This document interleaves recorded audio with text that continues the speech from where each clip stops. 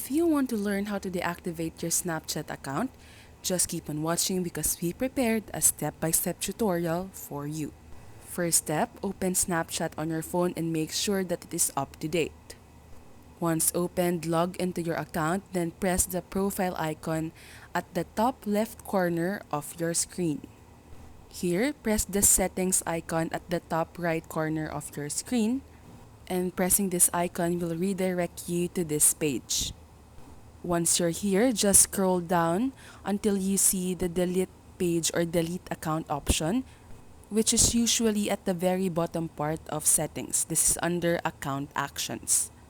Now, just press the delete account option or button, which will direct you to this page, which will ask you to log into your Snapchat account. So just enter your email, your password, and enter the OTP sent into your phone number.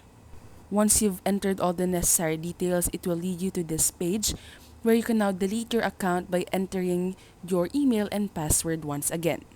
Just take note that if you do not log in back into your account within 30 days, your account will be permanently deleted.